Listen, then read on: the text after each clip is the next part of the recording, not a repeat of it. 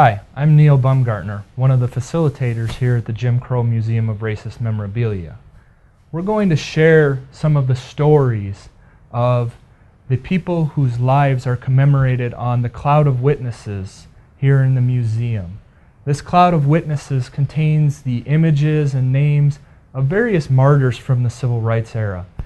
It's by no means a full collection of everybody who gave their lives, but it does provide an opportunity for us to discuss different individuals who made a great sacrifice to gain civil rights in this country. We want to share these stories to provide a little bit of insight into the effects of Jim Crow, of racism, and of the hatred that gripped this country for so long. I woke up this morning with my man who said I would be on. I woke up this morning with my man. On June 21st, 1964, at the beginning of what was to be known as Freedom Summer, three civil rights workers, Michael Henry Schwerner, James Earl Chaney, and Andrew Goodman, lost their lives to Klan violence in what would be a case that gained national attention for the past 40 years.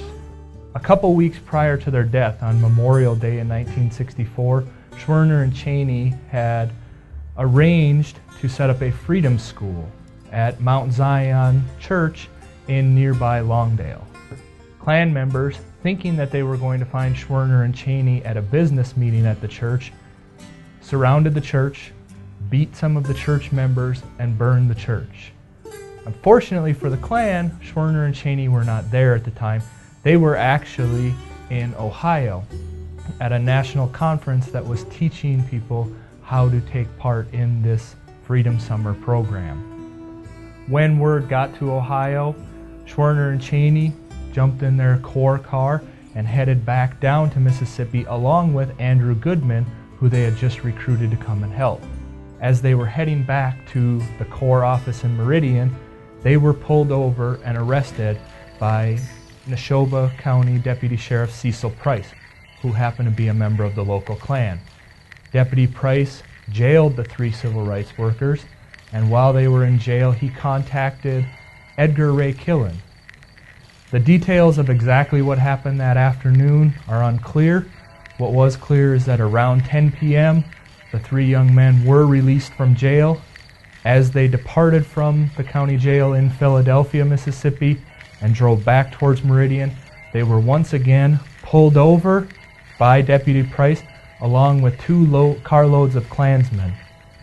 The three men were put into the police car, driven to a remote location, and when they were driven to that location, Michael Schwerner and Andrew Goodman were both killed by close-range shots fired by Klansman Wayne Roberts. James Earl Chaney was savagely beaten and tortured prior to him being killed. The Klansmen took their bodies and buried them in an earthen dam on another Klansman's property, where the bodies lay undiscovered for 6 weeks. The disappearance of the three men was highly controversial in the area. Some Mississippi legislators and powers thought that it was all a hoax. Jim, we got 3 kids missing down there. What can I do about it? Well, I don't know. I don't believe there's 3 missing. Now, I'm going to tell you why I don't think there's a damn thing to it. They were put in jail in Philadelphia, in East Mississippi, right next to John Stennis's home county. And they were going to Meridian. There's not a Ku Klux Klan in that area.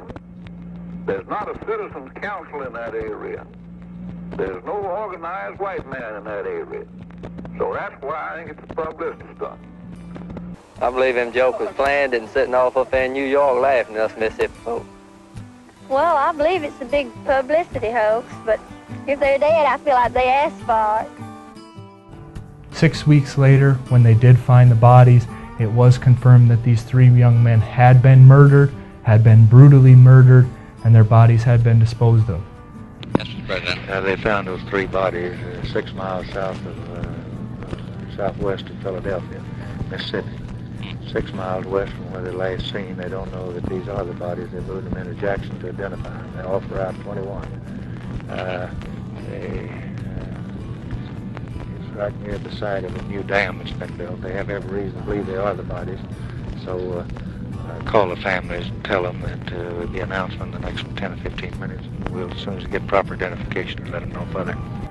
Despite all of the evidence that was gained during the investigation, the state of Mississippi refused to press any murder charges against any of the perpetrators of the crime.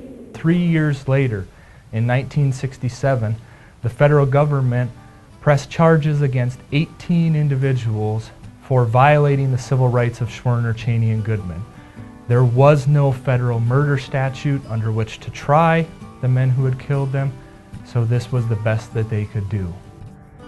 After a trial, 7 men, including Deputy Price and Sam Bowers, the Imperial Wizard, who had ordered Schwerner's elimination, and Wayne Roberts, who had been the triggerman that killed Schwerner and Goodman, were found guilty. 7 others were acquitted. 1, the charges were all dropped. And 3, there was a hung jury, including for Edgar Ray Killen, with one of the holdout jurors saying she could never convict a preacher.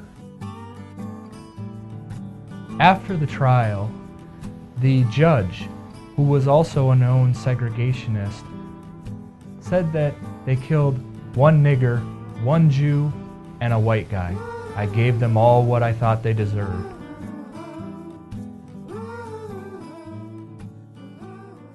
The memory of the killings and what happened in Mississippi haunted the members of the communities in Neshoba County and the greater area of Mississippi for over 40 years. People were seeking justice. As a small measure of justice, in 2005, 41 years after the murders, Edgar Ray Killen was finally tried, convicted, and sentenced to 3 20-year sentences for the killings of Michael Schwerner, James Chaney, and Andrew Goodman. To this date, he is the only perpetrator of the crimes who was convicted or even tried of any murder charges in the killing. The roadside, I cried alone, all by myself. I cried alone by myself. I stood on the roadside and cried alone by myself. I stood on the roadside and cried alone by myself. And there's no way for me to get along. I was wanting some train to come along and take me away from here. Friend, take me away from here. Some train come along and take me away from here. And that, you know, way for me to get along.